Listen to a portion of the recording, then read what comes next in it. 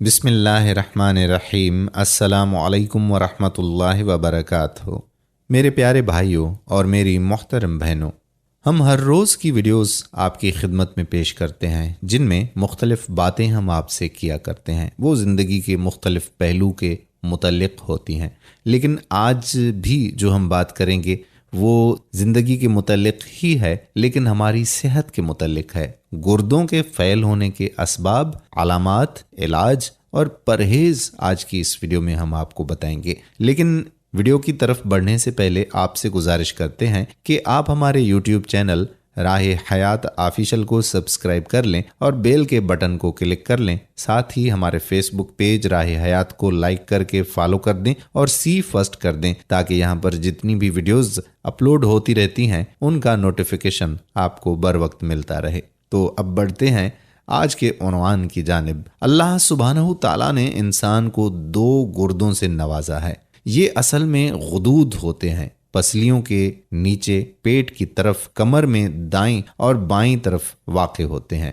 گردہ 11 centi metre لمبا، کم و بیش 7 سینٹی میٹر چوڑا اور 2 یا 3 سینٹی میٹر موٹا ہوتا ہے۔ ہر گردے میں 10 لاکھ سے زائد نالی دار غدود، نیفران یا فلٹر جھلی ہوتے ہیں۔ گردوں میں ایک اندازے کے مطابق 24 گھنٹوں کے دوران 1500 لیٹر خون گزرتا ہے۔ گردوں کا کام جسم سے فاسد، نقصان دہ، ضرورت سے زیادہ مادوں کو خارج کرنا ہے۔ گردے جسم میں پانی اور نمکیات کا توازن برقرار رکھتے ہیں۔ مثلا جسم میں کیلشیم، پوٹاشیم اور فاسفورس کی مقدار کے علاوہ پانی اور دیگر نمکیات وغیرہ کا ایک حد تک جسم میں رہنا ضروری ہوتا ہے۔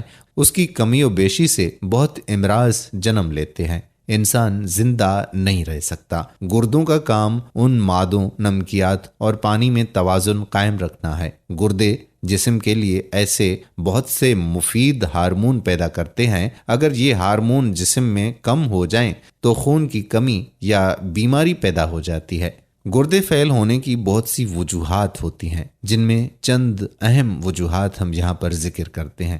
گردے کی جھلی کی سوزش۔ جھلی فلٹر یا نیفران کی ایک طرف فاسد مادہ ہوتی ہیں، دوسری طرف شفاف مادے۔ جھلی کا کام فاسد مادوں کو فلٹر کرنا ہے۔ یہ جھلی اگر کام نہ کرے، کسی وجہ سے خراب ہو جائے تو اس کے ساتھ والی جھلی بھی خراب ہونا شروع ہو جاتی ہیں، جس سے گردہ کام کرنا چھوڑ دیتا ہے۔ اس سے پیشاب کے اندر چربی یا خون آنا شروع ہو جاتا ہے۔ گردہ فیل ہونے کی سب سے زیادہ وجہ جھلی کی سوزش ہی بنتی ہے۔ دوسری وجہ شوگر اور ہائی بلڈ پریشر ہے۔ اگر شوگر کا مرض ہو تو اس کے عموماً 10 تا 15 سال کی مدت کے بعد گردوں کی خرابی کا شکار ہو جاتا ہے۔ اس لیے شوگر کے مریضوں کو بہت احتیاط کرنا چاہیے اور شوگر کنٹرول رکھنے کی ہر ممکن کوشش کرنی چاہیے۔ اسی طرح بلڈ پریشر کی زیادتی کی وجہ سے بھی گردے خراب ہو جاتے ہیں۔ بلڈ پریشر کے مریضوں کو اپنا بلڈ پریشر کنٹرول رکھنا بے حد ضروری ہے۔ ایسا نہ کرنے سے گردوں کے ساتھ ساتھ دل کا دورہ اور فالج بھی ہو سکتا ہے۔ موسم گرما میں جسم کو پانی کی زیادہ ضرورت ہوتی ہے۔ کم پانی پینے سے جسم میں پانی کی کمی ہو جاتی ہے اور موسم سرما میں سردی کی وجہ سے کم پانی پیا جاتا ہے، جس سے جسم میں پانی کی کمی ہو جاتی ہے، جو گردوں میں پتھری کا سبب بنتا ہے۔ یہ پتھری پیشاب کے ذریعے خارج نہیں ہو سکتی۔ گردوں کی جھلی میں زخم بنتے ہیں جو سوزش کا باعث بن جاتے ہیں، جو رفتہ رفتہ گردوں کے فیل ہونے کی طرف لے جاتے ہیں۔ یعنی پانی کی کمی گردوں کے فیل ہونے کا تیسرا بڑا سبب ہے۔ جھلی کی سوزش، شوگر، بلڈ پریشر، پانی کی کمی وغیرہ دیکھا جائے تو یہ سب پانی کی کمی کی وجہ سے ہوتا ہے۔ علاوہ ازیں پانی کا صاف نہ ہونا بھی اس میں شامل ہے۔ لیکن گردوں کے فیل ہونے کا ایک بہت اہم سبب عطائی حکیموں، شناسیوں کے شکستہ جات، نامناسب نسخہ جات بھی وجہ بنتے ہیں۔ بہت سے افراد سدا جوانی حاصل کرنے کے چکر میں اپنے گردے، جگر ان اشتہاری معالجوں کی دی ہوئی ادویات کی نظر کر چکے ہیں۔ یہ تو مختصر ذکر گردوں کے فیل ہونے کی وجوہات کا تھا۔ اس طرح گردوں کے فیل ہونے کی اقسام بھی ہیں۔ مثلاً अचानक गुर्दों का फैल हो जाना। इसकी वजह शदीद गर्मी में पानी की शदीद कमी, ख़वातीन में ज़चगी के दौरान खून और पानी की कमी, हाई ब्लड प्रेशर का शदीद दौरा और सांप के काट लेने और बहुत ज़्यादा मुशक्क़त करने वगैरह से अचानक गुर्दे फैल हो सकते हैं। एक अहम नुक्ता ये भी काबिल तवज्जा है कि शुगर, हाई ब्लड प्रेशर, झली की सोजिश वगैरह से मरीज के गुर्दे पहले से कमज़ोर होते हैं। उस पर ज़रा सी ऊंच नीच, मसलन नामुवाफिक दवा खा लेना, ब्लड प्रेशर का गिर जाना या बढ़ जाना, बहुत ज़्यादा पसीने का आ जाना, इस तरह के हादसात से वक्ती तौर पर अचानक गुर्दे फैल हो सकते हैं। गुर्दों के फैल होने की दूसरी किस्म है मुस्तकिल गुर्दों की खराबी। इसमें 50% तो गुर्दे पहले खराब होते हैं, जिनके मुनासिब इलाज परहेज से उनको ज्यादा देर तक कारामद रखा जा सकता है, और अगर उनकी देखभाल ना की जाए तो रफ्ता रफ्ता गुर्दे फैल हो जाते हैं। ये बात बहुत काबिल तवज्जा है कि जब तक गुर्दे 80 या 90% तक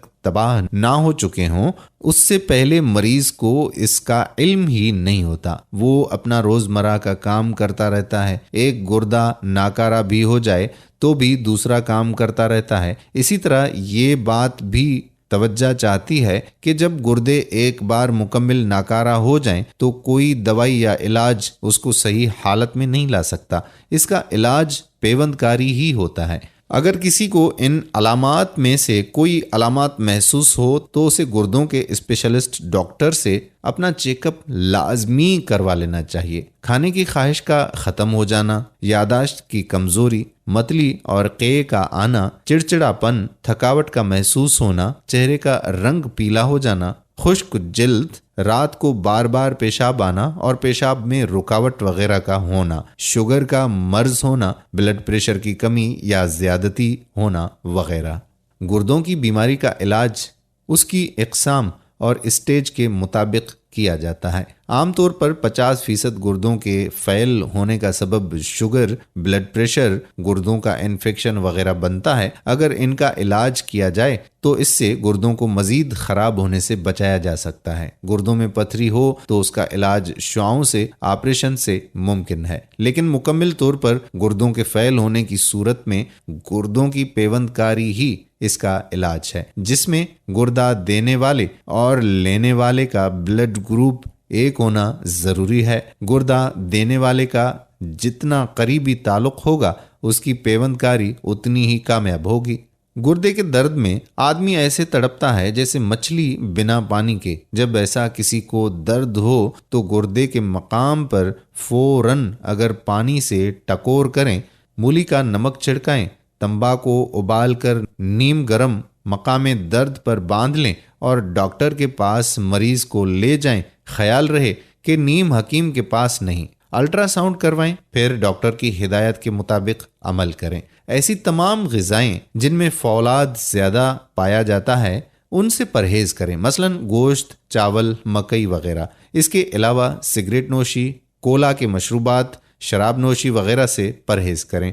मोटापा, ज़्यादा देर तक बैठे रहना, वर्जिश ना करने वाले अफराद पर दीगर इमराज की तरह गुर्दों के फैल होने के चांसेस ज़्यादा होते हैं। इसलिए सुबह 2 गिलास ताज़ा और साफ़ पानी पीना, हल्की फुल्की वर्जिश करना, दिन में भी पानी पीना, खाना खाने के फ़ौरन बाद पानी ना पीना चाहिए, रात को सोने से घंटा भर पहले 2 गिलास पानी पीना चाहिए, कब्ज़ ना होने दें। इसी तरह दीगर हिफ़्ज़ान सेहत के उसूलों पर अमल करने से बहुत से अमराज से बचा जा सकता है। मुख्तसर साफ़ पानी का ज़्यादा इस्तेमाल, हर किस्म के नशे से परहेज़, मुतवाज़िन ग़िज़ा, मोटापे पर कंट्रोल करने से काफ़ी हद तक इस मर्ज़ से बचा जा सकता है। तो ये थी कुछ चंद अहम सेहत के हवाले से बातें। मैंने आज सोचा कि आज की इस वीडियो में कुछ सेहत के हवाले से भी आपसे बात की जाए तो बेहतर है। तो इंशाअल्लाह नेक्स्ट वीडियो में कुछ मज़ीद बातें करेंगे, लेकिन आपसे गुजारिश करते हैं कि आप इस वीडियो को ज़्यादा से ज़्यादा शेयर करें और हमारे फेसबुक पेज राह हयात को लाइक करें, साथ ही हमारे यूट्यूब चैनल राह हयात ऑफिशियल को सब्सक्राइब कर लें। आने वाली वीडियो तक कादिर कल्होड़ो को इजाज़त दीजिए। अल्लाह हाफ़िज़।